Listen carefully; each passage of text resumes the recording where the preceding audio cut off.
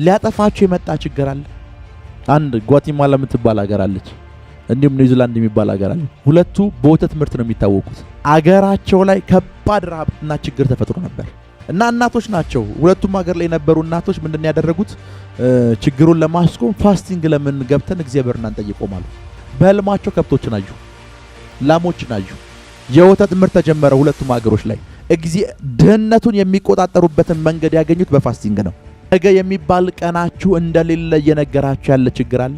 እመኑኝ፣ ሞት እንዲሸታችሁ እያደረጉ ያሉ ችግሮች ከሆነ እነሱን መገልበጥና መቆጣጠር ከፈለጋችሁ የምታደርጉት ነገር አንድ ነው። ሻሎም ሻሎም ሻሎም። በመላው ኢትዮጵያ እንዲሁም በኤርትራ በተለያየ ዓለም ክፍል ሆናችሁ የምታዩኝ ኢትዮጵያና ኤርትራውያን በሙሉ ጌታ ኢየሱስ ዘመናችሁን ይባርክ። እንዲሁም በፌስቡክ በዩቲዩብ የምታዩኝ ቅዱሳን በሙሉ ትናንትና ወዲያንም ጆይን ያደረጋችሁ አብራችሁን እየጾማችሁ አብራችሁን እየጸለያችሁ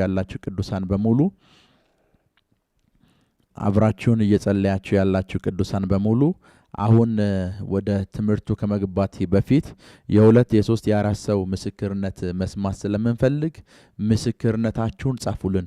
ነብይ ይሄ የጾም ጸሎት ፕሮግራም ከተጀመረ በኋላ በኔ ህይወት እንደዚህ ሆኗል፣ በትዳሬ እንደዚህ ሆኗል፣ በፋይናንሴ እንደዚህ ሆኗል፣ በልጆች ህይወት እንደዚህ ሆኗል የምትሉት ምስክርነት ፌስቡክ ላይ የምታዩ ቅዱሳን ጻፉልን። ዩቲዩብ ላይ የምታዩ ቅዱሳን የኮሜንት ሴክሽኑ ላይ ኮሜንቱ ላይ ጻፉልን።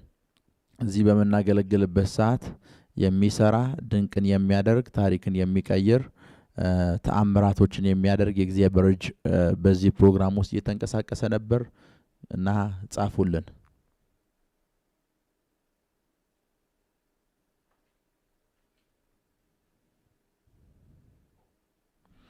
I start to listen God, I start to see my spirit is moving.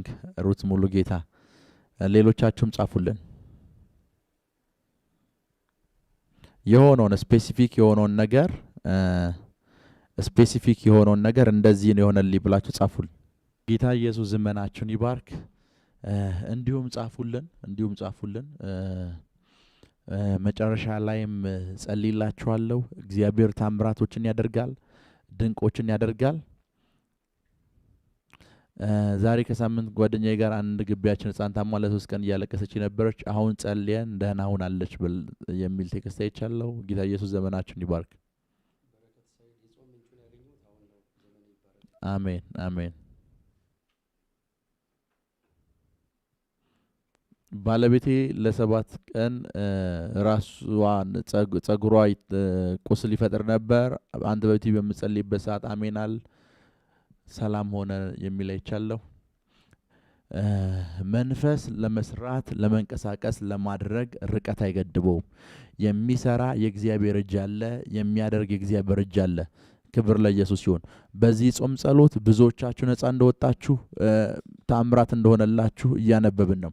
አሁንም ስክሪንሾት ማድረጋችሁ እንዳትረሱ፣ ምስክርነቶችን ያዟቸው። ዛሬ 7ኛ ቀን ነው። ክብር ለኢየሱስ ይሁን። ዛሬም የጾም ጸሎት ትምህርታችንን እንቀጥላለን። ክብር ለኢየሱስ ይሁን። አሁን ከዚህ በኋላ ትምህርቱን በደንብ እንድሰሙት ፈልጋለሁ። ኮሜንት ሴክሽኑን አምጡት። ክብር ለኢየሱስ ይሁን። ክብር ለኢየሱስ ይሁን። ስለ ጾም አልተረዳውም ነበር። አንተ ስታስተምር በጣም ተረድቻለሁ። ይሄ የብዙዎቻችሁ ኮሜንት ነው። ጌታ ኢየሱስ ዘመናችሁን ይባርክ። አሁን ምስክርነታችሁን መጻፍ እንዳታቆሙ። ትምህርታችንን እንቀጥላለን። ዮሐንስ ወንጌል ምዕራፍ 4 ቁጥር 31 እንከፍታለን። ዮሐንስ ወንጌል ምዕራፍ 4 ቁጥር 31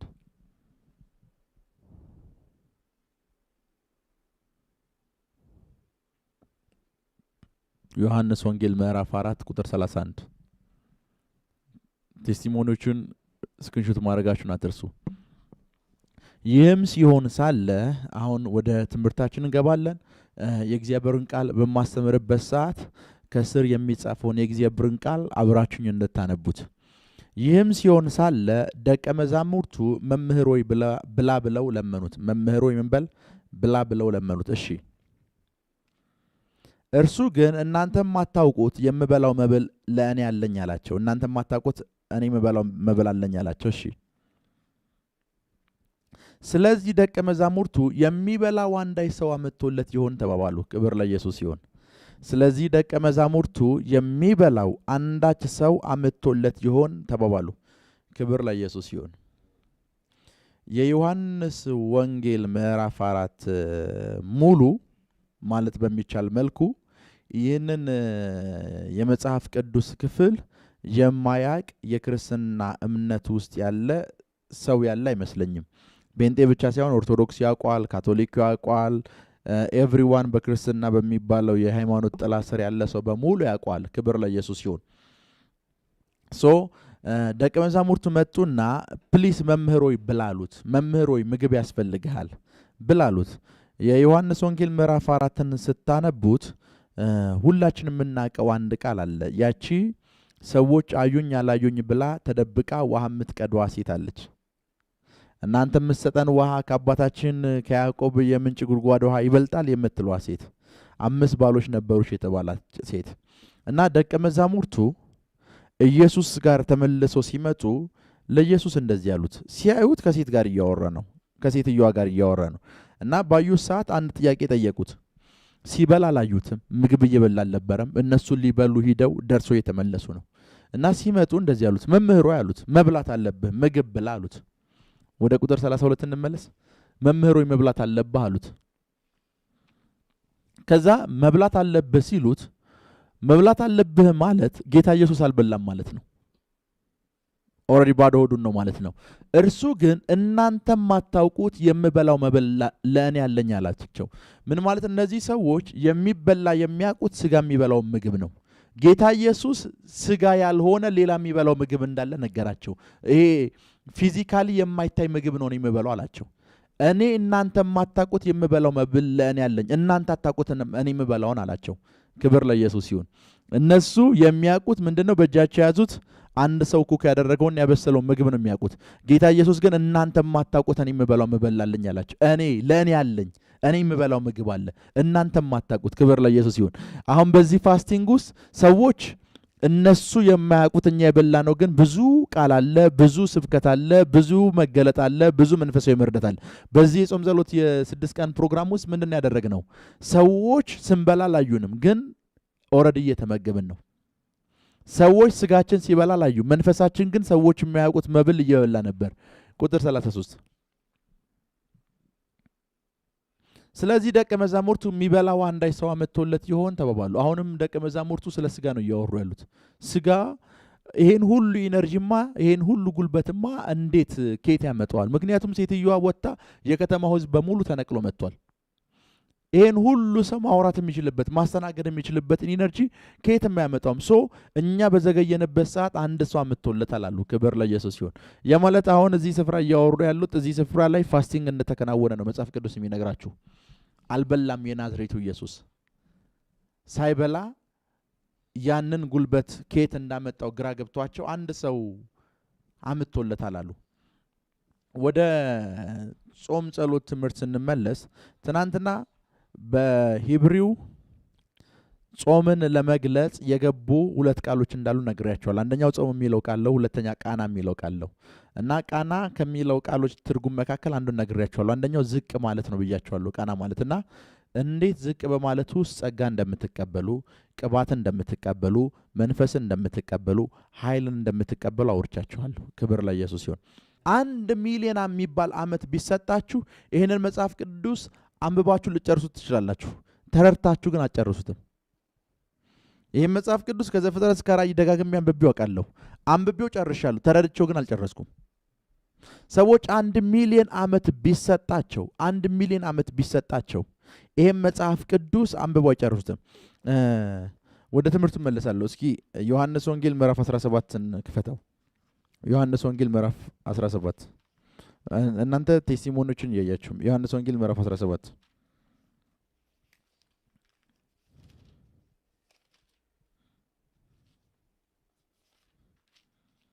ምዕራፍ 17 ቁጥር 3 እውነተኛ አምላክ ብቻ የሆንክ አንተን የላከውንም ኢየሱስ ክርስቶስን ያውቁ ዘንድ የዘላለም ሕይወት ናት። ያ ማለት ዘላለም የሚባለው ህይወት ዘላለም እየኖራችሁ የምትኖሩት ዘላለም ነው። 10 ዓመት አይደለም። የዘላለም ህይወት ነው የሚባለው ቢኮዝ ህይወቱ በውስጡ ዘላለም የሚባል ዓመታትን ይዟል። በእነዚህ የዘላለም ዓመታት ውስጥ ምንድነው ስራችሁ ሲባል እርሱንና የላከውን አብን ታውቁ ዘንድ ነው የዘላለም ህይወት የተሰጣችሁ። የዘላለም ህይወት ማለት ዘላለም የሚባል ጊዜ ተሰጣችሁ። ዘላለም በተባለው ጊዜ ውስጥ እሱንና አብን ለማወቅ ዘላለም የምታደርጉት ጥረት ነው። ዘላለም ተሰጥቷችሁ በዘላለም ውስጥ አውቃችሁ ታጨርሱትም።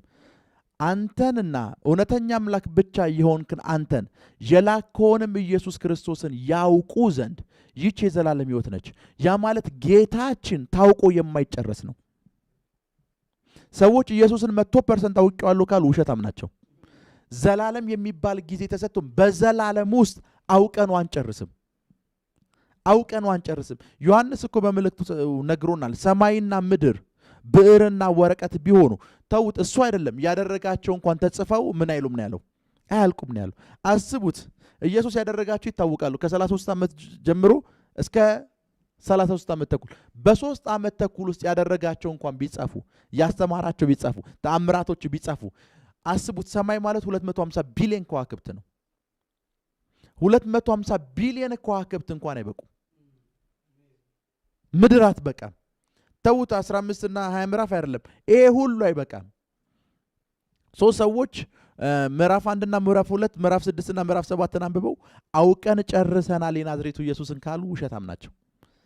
እርሱንና የላከውን ያውቁ ዘንድ ይህች የዘላለም ህይወት ናት። የዘላለም ህይወት ማለት ዘላለም የሚባል ጊዜ ተሰጥቷችሁ ዘላለም በሚባል ጊዜ ውስጥ በየዕለቱ እግዚአብሔር አዲስ እየሆነባችሁ እሱን ለዘላለም ማወቅ ነው የዘላለም ህይወት ማለት። ክብር ለኢየሱስ ይሁን። ስለ ፋስቲንጉ ትምህርት ልመለስ። ባለፉት 6 ቀናቶች ውስጥ 6 አዳዲስ ነገሮችን ተምረናል።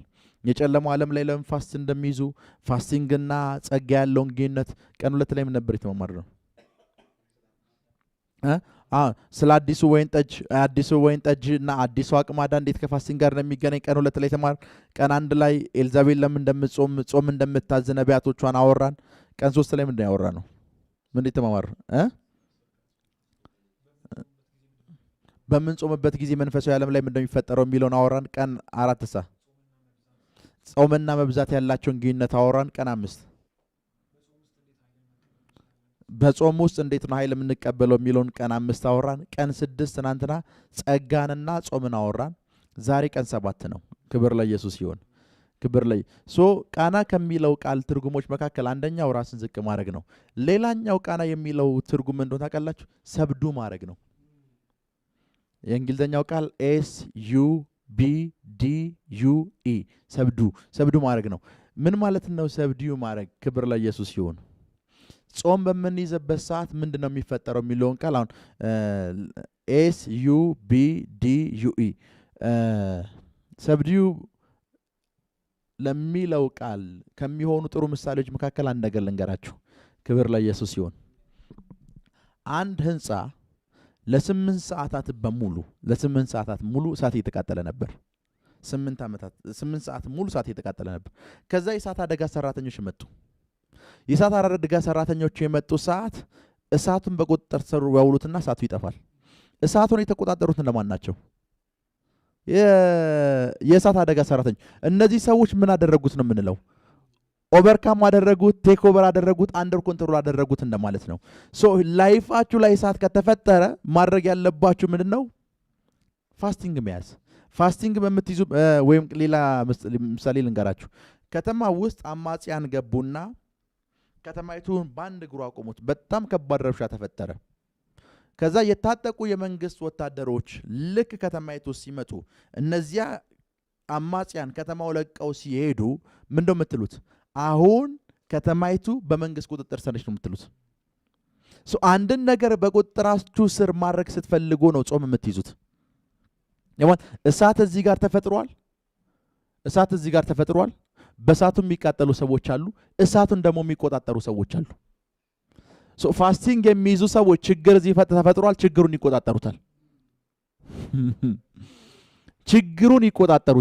እዚህ ጋር ጦርነት ተፈጥሯል። እነሱ የገቡ ሰዓት ጦርነቱን አታገኙ። ምክንያቱም ጦርነቱን ኦቨርቴክ ያደርጉታል፣ ኦቨርካም ያደርጉታል። ሶ ፋስቲንግ በምትይዙበት ሰዓት ምንድነው የሚሆነው? ፋስቲንግ ቃና ከሚለው የቃል ትርጉሞች መካከል አንዱ ምንድነው ከተባለ መቆጣጠር ነው። መቆጣጠር ነው። ሶ እዚህ ጋር እሳት እየተቃጠለ ከሆነ በጣም እሳት እየተቃጠለ ከሆነ ምንድነው የሚደረገው? ሰዎች አሸዋ ይደፋሉ፣ አፈር ይደፋሉ፣ የቻሉትን አቅም በሙሉ ያደርጋሉ። ከቻሉት አቅም በላይ ከሆነ ምንድነው የሚያደርጉት? የእሳት አደረጋ ሰራተኛን የሚጠሩት። ልክ የእሳት አደረጋ ሰራተኞች ከመጡ በአንድ ነገር እርግጠኛ ትሆናላችሁ። በምን? እሳቱ በቁጥጥር ስር እንደሚጠፋ እርግጠኛ ትሆናላችሁ። ሰፈር ውስጥ ሁለት ሰዎች ካስቸገሩም እንደምትጠሩት ፖሊስ ነው የምትጠሩት። ፖሊሱ ችግሮቹን እንደሚቆጣጠሯቸው ወይም ጸጥታው እንደሚቆጣጠሩ እርግጠኛ ትሆናላችሁ። እዚህ ጋር እሳት እየነደደ ያለ ሰዓት እናንተ የምትጠሩት ምን አይነት ሰው ነው? እሳቱን እንዲቆጣጠረው የእሳት አደጋ ሰራተኛ ነው። ብዙ ጊዜ መንፈሳዊ ዓለም ላይ ችግሮች ሲፈጠሩ ያንን ችግር እንዲቆጣጠሩት እግዚአብሔር የሚልከው የፋስቲንግ ላይፍ ያላቸውን ሰዎች ነው። እነዛ ሰዎች መቆጣጠር ይችላሉ። ችግሩን መቆጣጠር ይችላሉ። ክብር ለኢየሱስ ይሁን። ችግሩን መቆጣጠር ይችላሉ። ለዚህ ጥሩ ምሳሌ እንዲሆናችሁ አንድ ነገር ልንገራችሁ። ኤልያስ 3 ዓመት ሰማይን ከዘጋ በኋላ የ3 ዓመት ሰማይ መዘጋቱ ህዝቡን ብቻ አይደለም እሱንም ጭምር ነው የጎዳው። መጽሐፍ ቅዱስ ወንዙ ደረቀ ይላል። እሱ ይጠቀምበት የነበረው ወንዝ ደረቀ። እሱ ይጠቀምበት የነበረው ወንዝ ሲደርቅ እግዚአብሔር በሰራፕታ ወዳለችው ሴት ነው ይላከው። በሰራፕታ ያለችው ሴት ጋር መጣ። በሰራፕታ ያለችው ሴት ጋር ስትመቱ ድህነት አይደለም ያለው፣ ጥልቅ ድህነት ነው ያለው። ይሄ ሰውዬ ፍሮም ተራራ ነው የመጣው። የፋስቲንግ ህይወት ልምድ ያለው ሰው ነው። ሴትየዋ ጋር መጣ፣ አወራት፣ ለኔ ሰጭኛላት፣ በላ። ደን በዛች የረሃብ ሲዝን ውስጥ ያቺ ሴት ረሃቡን ተቆጣጥረዋለች። ሌላ ሰው ግን የተራበ ነው። ያቺ ሴት ረሃቡ እስከሚያልቅ ድረስ ምግብ ከቤቱ አልጠፋም። እግዚአብሔር እዚህ ሴትዮ ውስጥ ያለውን ችግር እንዲቆጣጠር የላከው የእሳት አደጋ ሰራተኛ አይደለም፣ የፋስቲንግ የላይፍ ስርዓት ያለውን ሰው ነው የላከው። ሄሎ ፋስቲንግን የህይወት ዘይቤው ያደረገውን አንድ ነብይ ነው የላከው። እዚህች ቤት ሲገባ እዚህች ቤት ውስጥ ያለውን ድህነት ተቆጣጠረው። ሌሎች ቦታዎች ደግሞ ምን አለ? ፖቨርቲ አለ። ሌላው የተራበ ነው። ይቺ ሴት ግን ረሃቡ እስከሚያልቅ ድረስ ቤቷ ውስጥ ችግር አልነበረም። የፋስቲንግ የህይወት ልምምድ ሲኖራችሁ የሚሆነው እንደዛ ነው። የፋስቲንግ የህይወት ልምምድ ሲኖራችሁ የሚሆነው እንደዛ ነው። ችግሮችን መቆጣጠር ትጀምራላችሁ። ለሆኑ ሰዎች ችግሮች ከቁጥጥራቸው ውጭ ይሆናሉ። ፋስቲንግ ውስጥ ላሉ ሰዎች ግን ችግሮችን ይቆጣጠሯቸዋል። አንዳንድ ችግሮች አሁን ከቁጥጥር ውጭ የሆኑባችሁ የፋስቲንግ የህይወት ልምምድ ስለሌላችሁ ነው። ችግሮቹን መቆጣጠር ከፈልጋችሁ ምንድነው የምታደርጉት? ፋስቲንግን የህይወት ስርዓታችሁ ነው የምታደርጉት። ምሳሌ ይሄ ቲቪ አሁን የምታዩት ቲቪ እናንተ ጋር ያለው ቲቪ ድምፁ 60 እና 70 ሆነ። በጣም አስቸገራችሁ። በቲቪው ድምፅ ቤቱ ተረበሸ ልበላችሁ። የቲቪውን ድምፅ ባሉ የምትቆጣጠሩት በሪሞት ከሌላችሁ መረበሹ ይቀጥላል። ቲቪውን ለመቆጣጠር ምንድነው የምታደርጉት? ሪሞት። የፋስቲንግ የህይወት ስርዓት ያላቸው ሰዎች ችግር ፊት ሪሞት ናቸው፣ ይቆጣጠሩታል። ችግር ፊት ሪሞት ናቸው፣ ይቆጣጠሩታል። ለዛ ነው ህዝቡ እየተራበ ኤልያስ ቁራ ይመግበው ነበር። ቁራው ሲቀር ሰራፕቷ ሴት ጋር ነው የላከው። ምግብ የሌላ ሴት ጋር ነው የላከው። በጣም ባለጸጋ የሆነ ሴት ጋር አይደለም የላከው፣ በጣም ድሃ የሆነ ሴት ጋር ነው የላከው። የፋስቲንግ የህይወት ልምምድ ሲኖራችሁ ህይወታችሁ ላይ የሚሆነው እንደዛ ነው። ችግሮችን መቆጣጠር ትጀምራላችሁ። ነገሮች ከእናንተ ቁጥጥር ውጭ አይሆኑም። እናንተ ላይፋችሁን እየዞሩ ያሉ ችግሮች፣ ላይፋችሁ ላይ እየተፈጠሩ ያሉ ችግሮች ከቁጥጥራችሁ ውጭ አይሆኑም። ከቁጥጥራችሁ ውጭ አይሆኑም። እነሱን ቴክ ኦቨር ታደርጋላችሁ። እነሱን አንደር ኮንትሮል ታደርጋላችሁ። ያ ማለት ነገራችሁ እሳቱን ህንፃው እያቃጠለው እሳቱ ከእናንተ ቁጥጥር ውጭ ሊሆን ይችላል። ከእሳት አደጋ ሰራተኛ ቁጥጥር ውጭ ግን አይሆንም። ዩሲ እሳቱ ከእናንተ ቁጥጥር ውጭ ሊሆን ይችላል። አንዳንድ ችግሮች ፋስቲንግ ለማይዙ ሰዎች ከቁጥጥራቸው ውጭ ሊሆን ይችላሉ። በፋስቲንግ ውስጥ ያሉ ሰዎች ግን ነገሮች ከነሱ ቁጥጥር ውጭ አይሆኑም። ነገሮችን መቆጣጠር ይጀምራሉ። ፕራካቶንዳራ ባህሻደ ሊብሮዶሳ ካታላ ባህርሻደ ለዛ ነነዌ ውስጥ የነበሩ ሰዎች ነው አይታችኋል። ከተማይቷል እንድትጠፋ ተፈርዶባታል እኮ እንድትጠፋ። ነብዩ የሚገርምም እንደሆነ ነገራችሁ መጽሐፍ ቅዱስን ሳነብ ዮናስ ፋስቲንግ ያዙ አላላቸውም። ስለ ፋስቲንግም አላስተማራቸውም። ስለ ፋስቲንግ አላስተማራቸውም። ነነዌ ጠፋለች እያለ እንደብድ ጮኸ ከተማይቷ ላይ።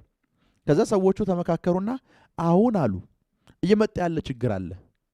እየመጣ ካለው ችግር መትረፍ የምንችለው አንድ ነገር ስናደርግ ነው። እሱ ምንድነው አሉ? ፋስቲንግ መያዝ አለብን። እኛም ከብቶቻችንን ፋስቲንግ እንያዛሉ። እነሱም ከብቶቻቸውን ፋስቲንግ ያዙ። ደኔክስ ምን የተፈጠረው? ከተማይቱ ውስጥ ሊፈጠር የነበረውን ችግር ተቆጣጠሩት። ክብር ለኢየሱስ ይሁን። ፋስቲንግ በምትይዙበት ሰዓት የሚፈጠረው ነገር ምንድነው ካላችሁኝ፣ ችግሮችን መቆጣጠር ትጀምራላችሁ። ችግሮችን መቆጣጠር ትጀምራላችሁ። የትኛውም እናንተ ላይፍ ላይ የተፈጠረ ያለ ችግር ከናንተ ቁጥጥር ውጭ በኢየሱስ ስም አይሆንም። ከናንተ ቁጥጥር ውጭ በኢየሱስ ስም አይሆንም። ከናንተ ቁጥጥር ውጭ በኢየሱስ ስም አይሆንም። ላይፋችሁን እያስቸገረ ያለ የትኛውም ችግር በኢየሱስ ስም ኃይል ከቁጥጥራችሁ ውጭ አይሆንም። የልጆቻችሁ ጉዳይ ነው። ፋስቲንግ መያዝ ጀምሩ። ከቁጥጥራችሁ ውጭ አይሆንም። ሄሎ፣ ከቁጥጥራችሁ ውጭ በኢየሱስ ስም ኃይል አይሆንም። ከቁጥጥራችሁ ውጭ በኢየሱስ ስም ኃይል አይሆንም። የትኛውም እናንተ ላይፍ ላይ የተፈጠረ ያለ ችግር በኢየሱስ ስም ኃይል እጸልያለሁ ከቁጥጥራችሁ ውጭ ፈጽሞ አይሆንም። ከቁጥጥራችሁ ውጭ ፈጽሞ አይሆንም። በኢየሱስ ስም ኃይል ከቁጥጥራችሁ ውጭ አይሆንም። ክብር ለኢየሱስ ይሁን። የምትሰሙኝ ሰዎች ጻፉት። ከቁጥጥሬ ውጭ አይሆንም በሉ። ከቁጥጥሬ ውጭ አይሆንም። የትኛውም እኔ ላይፍ ላይ ያለ ችግር ከቁጥጥሬ ውጭ አይሆንም በሉ። ከቁጥጥሬ ውጭ አይሆንም። ነገሮችን መቆጣጠር ስትፈልጉ የምታደርጉት ነገር ምንድን ነው? ሰብዱ ማድረግ ስትፈልጉ የምታደርጉት ነገር አንድ ነው። ፋስቲንግ መያዝ ነው የምትጀምሩት። መቆጣጠር ስትፈልጉ፣ በእናንተ ቁጥጥር ስር መዋል ስትፈልጉ የምታደርጉት ነገር አንድ ነው። ምንድን ነው ካላችሁኝ፣ ፋስቲንግ መያዝ ነው የምትጀምሩት። መጽሐፍ ቅዱሳችን የዕዝራ መጽሐፍ ላይ እንደዚህ የሚል ቃል አለ። እግዚአብሔር መንገዳችንን ሰላም እንዲያደርግልን እንጹም አላቸው ዕዝራ። መንገዳቸውን ሴፍ ለማድረግ ያደረጉት ነገር ምንድነው ከተባለ ፋስቲንግ ነው። በመንገዳቸው ላይ ያለውን ችግር ለመቆጣጠር የተጠቀሙት መሳሪያ ምንድነው ሲባል ፋስቲንግ ነው። ክብር ለኢየሱስ ይሁን። የዳንኤልን መጽሐፍ ስታነቡ መጽሐፍ ቅዱስ እንደዚህ ላይ ዳንኤልን ንጉሱ እንደዚህ አለ፣ ህልሙን አለ ያየሁትን ህልሙን ከነፍቹ ካልነገራችሁኝ ሁላችሁም ሟቾች ናችሁ አለ። የመጣ ትልቅ አደጋ ነበር። እነ ዳንኤል እንደዚህ እኮ ነው ያሉት። ቀን ስጠን አሉት። ቀን ስጠንና እነግርሃለን። ከዛ ሰዎቹ ፋስቲንግ ነው ያዙት። ሌሎቹ ሲሞቱ እነሱ ሞትን ተቆጣጠሩት። ከዛ ንጉሱ ጋር መጡና ህልሙንም ራእዩንም ነገሩት። ሰዎቹ ገብቷቸዋል። ፋስቲንግ በምታደርጉበት ሰዓት እናንተ ላይፍ ላይ ያሉ ችግሮች ከእናንተ ቁጥጥር ውጭ ሆኑ። እናንተ ህይወት ላይ ያሉ ችግሮች፣ ቢዝነሳችሁ ላይ ያሉ ችግሮች፣ አገልግሎታችሁ ላይ ያሉ ችግሮች ከቁጥጥራችሁ ውጭ በኢየሱስ ስም ኃይል አይሆንም። በኢየሱስ ስም ኃይል አይሆንም። የልጆቻችሁ ጤንነት ቢሆን ከቁጥጥራችሁ ውጭ አይሆንም። አንድን ነገር ከቁጥጥራችሁ ውጭ የሆነን ነገር መቆጣጠር ከፈለጋችሁ የምታደርጉት የመጀመሪያው ነገር ምንድነው ከተባለ ፋስቲንግ ነው።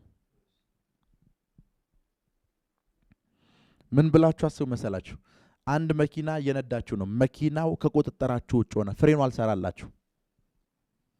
ልተርፉበት የምትችሉት ብዙ ድል ላይኖራችሁ ይችላል። ፋስቲንግ እንደዛ አይነት ላይፋችሁን አደጋ ውስጥ የሚከቱ ችግሮች እንኳን ሲመጡ እንድትቆጣጠሩት ያደርጋቸዋል። ከቁጥጥራችሁ ውጭ እንዳይሆን ይረዳቸዋል። የመጣው ችግር ከቁጥጥራችሁ ውጭ እንዳይሆን ይረዳቸዋል። ለዛ ነው አስቴር አይሁዳዊ በሙሉ ይገደልና ይጥፋ ሲባል ምንድነው ያደረገችው? እየመጣ ያለ ችግር አለ። ሃማ እያመጣው ያለው ችግር አለ። ገንዘብ ከፍሎን ጉቦ ከፍሎ ነው ችግሩን እያመጣው ያለ። አስቴር ምንድነው ያለችው? ፋስቲንግ እንያዝ።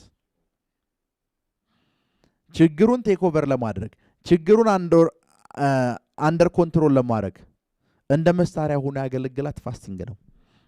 ሁሉ ጊዜ ችግሮች እናንተ ህይወት ውስጥ ሲመጡ አገልግሎታችሁ ጋር ሲመጡ ቢዝነሶቻችሁ ላይ ሲመጡ ማድረግ ያለባችሁ ችግሮችን ለመቆጣጠር በር ቆልፋችሁ ማልቀስ አይደለም። ማድረግ ያለባችሁ ፋስቲንግ መያዝ ነው። ችግሮች ከዛ በኋላ ከእናንተ ቁጥጥር ውጭ አይሆኑም። ችግሮች ከእናንተ ቁጥጥር ውጭ አይሆኑም። ችግሮቹ ከእናንተ ቁጥጥር ውጭ አይሆኑም። ችግሮቹ ከእናንተ ቁጥጥር ውጭ አይሆኑም። ፋስቲንግ በምትይዙበት ሰዓት የመንፈሳዊ ዓለም ላይ የሚፈጠረው ነገር አንድ ነው። ከእናንተ ቁጥጥር ውጭ ከአቅማችሁ በላይ የሆኑ ችግሮች በእናንተ ቁጥጥር ስር መዋል ይጀምራሉ። ለዛ ነው ምሳሌ መጽሐፍ ይሄ አንድ ሰው ሙሉ ሰፈሩን ሲረብሽና ሲያምጽ የነበረን ሰው ፖሊስ በቁጥጥር ስር አውሎታል ማለት ምን ማለት ነው? ሙሉ ሰፈሩን ይረብሽ የነበረን ሰው እኮ ፖሊስ እንዳይረብሽ ኃይሉን ሽባ አድርጎታል ማለት ነው። በቁጥጥር ስር አውሎታል ማለት።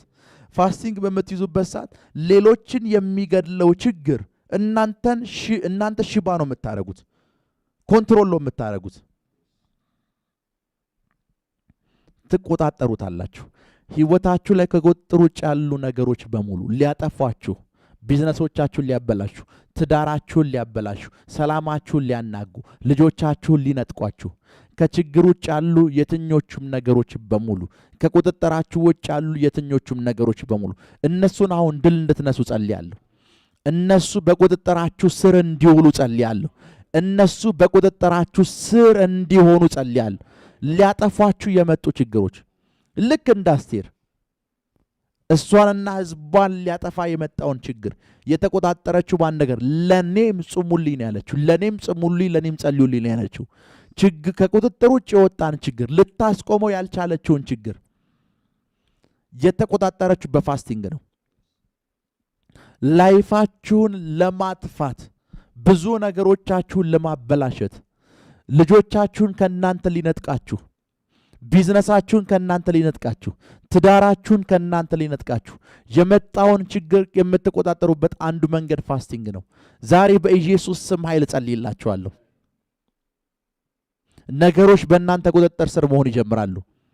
ነገሮች በእናንተ ቁጥጥር ስር መሆን ይጀምራሉ። ነገሮች በእናንተ ቁጥጥር ስር መሆን ይጀምራሉ።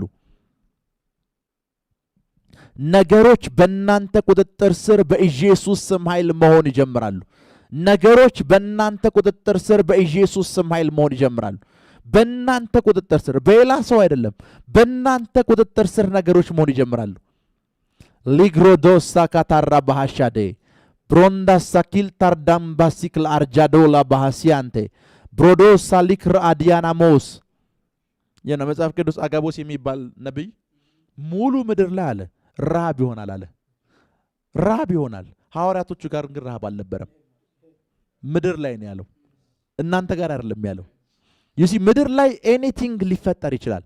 እናንተ ጋር ሲመጣ ግን ያ ችግር መምጣት አይችልም። ቢኮዝ አንዶር ኮንትሮል ነው። እናንተ ጋር ሲመጣ ሰብዱ ታረጉታላችሁ፣ ኦቨርቴክ ታረጉታላችሁ፣ ዊን ታደርጉታላችሁ።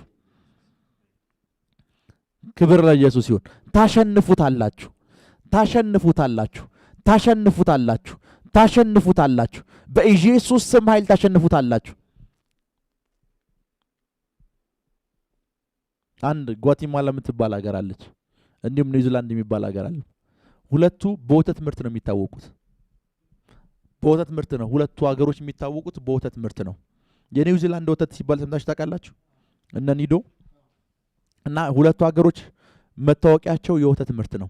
ሁለቱ ሀገሮች መታወቂያቸው የወተት ምርት ሲሆን አገራቸው ላይ ከባድ ረሃብና ችግር ተፈጥሮ ነበር። ከባድ ረሃብና ችግር እና እናቶች ናቸው። ሁለቱም ሀገር ላይ የነበሩ እናቶች ምንድን ያደረጉት?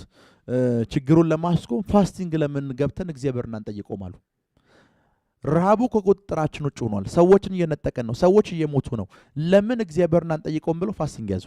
ከዛስ ጓቲማላ ውስጥ ያሉ እናቶች እንዲሁም ኒውዚላንድ ውስጥ ያሉ እናቶች አንድ ነገር አዩ። ያዩት ነገር ምንድነው? በህልማቸው ከብቶችን አዩ፣ ላሞችን አዩ። አፍተር ዛት ይሄንን ድህነት ለመቆጣጠር የሚሆነውን መፍትሄ እግዚአብሔር ነገራቸው። የወተት ምርት ተጀመረ ሁለቱም ሀገሮች ላይ። ድህነቱን የሚቆጣጠሩበትን መንገድ ያገኙት በፋስቲንግ ነው። ፋስቲንግ ሊያጠፋችሁ የመጣ ችግር አለ። ነገ የሚባል ቀናችሁ እንደሌለ እየነገራችሁ ያለ ችግር አለ። ነገ የሚባለው ቀን መሽቶ እስኪነጋ ድረስ ሰላም ያሳጣችሁ ጉዳይ አለ። ነገ የሚባል ቀን እንደማይመጣ እየነገራችሁ ያለ ችግር አለ። ፋስቲንግ ያዙበት። እመኑኝ፣ ነገሩ በቁጥጥራችሁ ስር ይሆናል። ነገሩ በቁጥጥራችሁ ስር ይሆናል። ነገሩ በእናንተ ቁጥጥር ስር ይሆናል። ነገሩን የምትቆጣጠሩት እናንተ ትሆናላችሁ። ነገሩን እግዚአብሔር አሳልፎ ይሰጣችኋል። ሶ ፋስቲንግ የምንይዝበት ጊዜ ላይ አንደኛው ትርጉሙ ሰብዲው ማድረግ ነው ብያቸዋለሁ።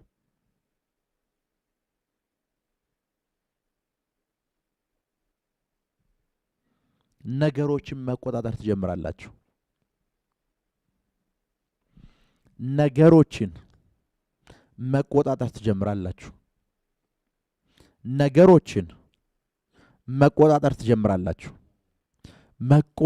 ትጀምራላችሁ። ነገሮች ከእናንተ ቁጥጥር ውጭ ሆነው አደጋ ይዞባችሁ አይመጡም። ችግር ይዞባችሁ አይመጡም። አስፈሪ የሚባል ነገር ይዞባችሁ አይመጡም። ሞት ይዞባችሁ አይመጡም። ኪሳራ ይዞባችሁ አይመጡም። ውድቀት ይዞባችሁ አይመጡም። ነገሮች በእናንተ ቁጥጥር ስር ይሆናሉ።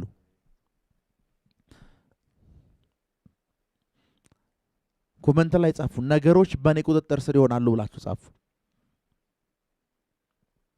ነገሮች በእኔ ቁጥጥር ስር ይሆናሉ በሉ። ነገሮች በእኔ ቁጥጥር ስር ይሆናሉ።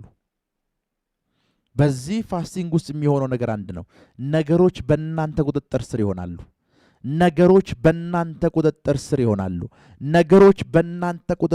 ይሆናሉ። እመኑኝ፣ ሞት እንዲሸታችሁ እያደረጉ ያሉ ችግሮች ከሆነ እነሱን መገልበጥና መቆጣጠር ከፈለጋችሁ፣ ችግሩን በእጃችሁ መቆጣጠር ከፈለጋችሁ፣ ችግሩ ላይ ኦቨርካም ማድረግ ከፈለጋችሁ የምታደርጉት ነገር አንድ ነው። የሆነ ሰብዲው የሚለው ቃል ነግሬያችኋለሁ። ችግር ሳይፈጠር መቆጣጠር አይደለም፣ የተፈጠረ ችግር አለ። እሱን መቆጣጠር ማለት ነው። ሰብዲው ማድረግ ማለት አንድን ነገር በእናንተ ቁጥጥር ስር ማድረግ ማለት ነው። እሳቱን በእናንተ ቁጥጥር ስር፣ ችግሩን በእናንተ ቁጥጥር ስር ማድረግ ማለት ነው። ክብር ለኢየሱስ ይሁን። ይሄንንም የምታገኙት ደግሞ በምን ውስጥ ነው ከተባለ በጾም ውስጥ ነው። በጾም ውስጥ ነገሮች ከእናንተ ቁጥጥር ውጭ አይሆኑም። ቢዝነስ የምትሰሩ ከሆነ፣ አገልግሎት ውስጥ ካላችሁ፣ ስራ ውስጥ ካላችሁ፣ በተለያየ ጉዳዮች እግዚአብሔር እንዲረዳችሁ የምትፈልጉ ከሆነ የትኞቹም ላይፋችሁ ላይ እየተፈጠሩ ያሉ ችግሮች አገልግሎታችሁን እንዳይዘጉባችሁ፣ ሱቃችሁን እንዳይዘጉባችሁ፣ ቢዝነሶቻችሁን እንዳይዘጉባችሁ፣ ትዳራችሁን እንዳይነጥቃችሁ የምትፈልጉ ከሆነ ፋስቲንግ መያዝ ጀምሩ። ትዳራችሁ ላይ ችግር የተፈጠረ ከሆነ ወደ ሽማግሌና ፍርድ ቤት አትሩጡ። ፋስቲንግ ያዙበት። እግዚአብሔር ሆይ ተዋደንና ተፋቅረን ነው እዚህ ሜሬጅ ውስጥ የገባ ነው። ተዋደንና ተፋቅረን ከገባን በኋላ ምን አይነት ንፋስ እንደተነሳ እያወቅኩኝ አይደለም። ይሄንን ትዳሬ ውስጥ የተፈጠረውን ንፋስና ችግር መቆጣጠር ፈልጋለሁ። ትዳሬ ከቁጥጥሬ ውጭ እንዲወጣና እንድፋታ አልፈቅድም ብላችሁ ፋስቲንግ ያዙበት። አገልግሎታችሁ ላይ ፋስቲንግ ያዙበት። አገልግሎታችሁ እግዚአብሔር ተናግራችሁ፣ እግዚአብሔር አውርቷችሁ፣ እግዚአብሔር ያሳይቷችሁ የጀመራችሁት አገልግሎት በፋይናንስ ምክንያት እንዳይዘጋ ከፈለጋችሁ፣ በማቴሪያል ምክንያት እንዳይዘጋ ከፈለጋችሁ ፋስቲንግ ያዙበት። አንተ የሰጠኸኝ ራእይ፣ አንተ የሰጠኸኝ ቪዥን ከፕሮቪዥን የተነሳ ሊቆም ነው ብላችሁ ፋስቲንግ ያዙበት። ደን ችግሩን ትቆጣጠሩታላችሁ። ስትታመሙ መድኃኒት የምትውጡት ለምንድን ነው? ችግሩ የተፈጠረበትን ቦታ እኮ ሄዶ እንዲያክማችሁ ነው። ችግሩን ለመቆጣጠር እኮ ነው መድኃኒቱን የምትቅሙት። ፋስቲንግ እንደዛ ነው የሚያደርገው። ችግሩን ትቆጣጠራላችሁ በፋስቲንግ። ሊብሮሆዶ ሳካታራ ባህሻንዴ በፋስቲንግ ችግሩን ትቆጣጠራላችሁ። ከቁጥጥራችሁ ውጭ አይሆን። ታማችሁ መድኃኒት ካልወሰዳችሁ ምንድነው መጨረሻችሁ? ነገሮች ከቁጥጥር ውጭ ይወጡና መጨረሻችሁ የሚሆነው ሞት ነው።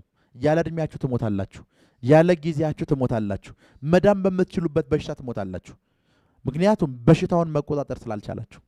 በሽታውን ለመቆጣጠር ብለው ነው መድኃኒት የሚሰጣችሁ። መድኃኒቱን በምትወስዱበት ሰዓት በሽታውን ስለምትቆጣጠሩት ሰውነታችሁ ኢነርጂ ያገኛል፣ ለመኖር አቅም ያገኛል፣ መሞት አይጀምርም። ፋስቲንግ በምትይዙበት ሰዓት ከቁጥጥራችሁ ውጭ የሆኑ ነገሮች አንደር ኮንትሮል ይሆናሉ፣ ይረጋጋሉ፣ ባዶ ይሆናሉ፣ ባላንስ ይኖራቸዋል። ችግሮች ሲፈጠሩ ወደ ፍርድ ቤት አትሩጡ። ትዳራችሁን ለመፋታት ወደ ፍርድ ቤት አትሩጡ። ህይወታችሁ ላይ አስጨናቂ የምትሏቸው ቀኖች ሲመጡ ወደ ሰዎች አትሩጡ፣ ወደ እግዚአብሔር ሩጡ። ፋስቲንግ ያዙባቸው። ፋስቲንግ ያዙባቸው። ፋስቲንግ ያዙባቸው። ፋስቲንግ ያዙባቸው። ፋስቲንግ ያዙባቸው። ከቁጥጥራችሁ ውጭ አይሆኑም። የሥራ በር ተዘግቶባችኋል። የሥራ በር ከመዘጋቱ የተነሳ ዲፕረስድ ሆናችኋል። በሽቶች ወደ ህይወታችሁ የመጡ ነው። ግራ ገብቷችኋል። ፋስቲንግ ያዙበት። ፋስቲንግ ያዙበት። ነገርየውን ትቆጣጠሩታላችሁ። ክብር ለኢየሱስ ይሁን። የዛሬ 7ኛ ቀን መልእክት ይሄ ነው። ነገሮችን የምትቆጣጠሩበት መሳሪያ ነው ፋስቲንግ። ነገሮችን ይሲ ፋስቲንግ መድኃኒት ነው። በሽታዎችን ትቆጣጠሩበታላችሁ። ፋስቲንግ መንፈሳዊ ዓለም ላይ ፖሊስ ነው። ችግሮችን ተቆጣጣና ችግር ፈጣሪዎችን ትቆጣጠሩበታላችሁ። ችግሮችን ትቆጣጠሩበታላችሁ። ችግሮችን ትቆጣጠሩበታላችሁ። ክብር ለኢየሱስ ይሁን። ችግሮችን ትቆጣጠሩበታላችሁ። ፋስቲንግ መንፈሳዊ ዓለም ላይ የሚያደርግላችሁ ይሄን ነው። ክብር ለኢየሱስ ይሁን። ክብር ለኢየሱስ ይሁን። ይህን የላይ ፕላትፎርም ለሁሉም ሰዎች ላኩላቸው። ለሁሉም ሰዎች ዩቲዩቡን ሰብስክራይብ እንዲያደርጉ አድርጓቸው። ትጠቀሙበታላችሁ በሏቸው። ለራሳችሁ ጥቅም ነው በሏቸው። ፌስቡኩን ላይክ እና ፎሎ እንዲያደርጉ አድርጓቸው። ለራሳችሁ ጥቅም ነው በሏቸው።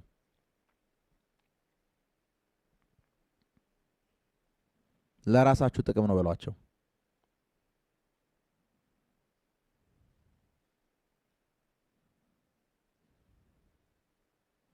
ለራሳችሁ ጥቅም ለእናንተው ጥቅም ነው በሏቸው።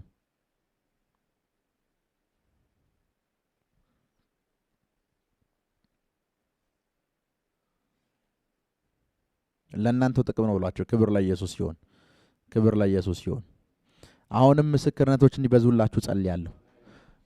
እናንተን ለመውሰድ የተነሳው ጎርፍ በሙሉ ጸጥ እንዲል አዛለሁ። የተነሳው ማዕበል በሙሉ ጸጥ እንዲል አዛለሁ። የተነሳው ችግር በሙሉ ጸጥ እንዲል አዛለሁ። በሽታ ቢሆን፣ ትዳራችሁ ላይ የተፈጠረ ችግር ቢሆን፣ አገልግሎታችሁ ላይ የተፈጠረ ችግር ቢሆን፣ ቢዝነሶቻችሁ ላይ የተፈጠረ ችግር ቢሆን፣ የመኖሪያ ፈቃድ ወረቀቶቻችሁ ጋር የተፈጠረ ችግር ቢሆን፣ ቪዛችሁ ላይ የተፈጠረ ችግር ቢሆን አሁን ጸጥ እንዲል አዛለሁ። አሁን ጸጥ እንዲል አዛለሁ። አሁን ጸጥ እንዲል አዛለሁ። አሁን በኢየሱስ ስም ኃይል ጸጥ እንዲል አዛለሁ። ጸጥ እንዲል አዛለሁ። ጸጥ እንዲል አዛለሁ። በኢየሱስ ስም ኃይል ጸጥ እንዲል አዛለሁ። ጸጥ አለ። በኢየሱስ ስም ኃይል ጸጥ አለ። በኢየሱስ ስም ኃይል ጸጥ አለ። አሁን ችግሩ ጸጥ ብሏል። አሁን ችግሩ ጸጥ ብሏል። ችግሩ ተባሯል። ችግሩ ተነቅሏል። ችግሩ ጸጥ እንዲል አዝዣለሁ። ጸጥ እንዲል አዝዣለሁ። ጸጥ እንዲል አዝዣለሁ። ጸጥ እንዲል በኢየሱስ ስም ኃይል አዝዣለሁ። ችግሩ ጸጥ ብሏል። ችግሩ ጸጥ ብሏል። ችግሩ ጸጥ ብሏል። ችግሩ በኢየሱስ ስም ኃይል ጸጥ ብሏል። ችግሩ በኢየሱስ ስም ኃይል ጸጥ ብሏል። እግዚአብሔር ችግሩን ጸጥ አድርጎታል። እግዚአብሔር ችግሩን ጸጥ አድርጎታል። ከህይወታችሁ ላይ ችግሩን ነቅሎታል። ችግሩ ጸጥ ብሏል። በኢየሱስ ስም ኃይል ችግሩ ጸጥ ብሏል። በኢየሱስ ስም ኃይል ችግሩ ጸጥ ብሏል። ችግሩ ጸጥ ብሏል።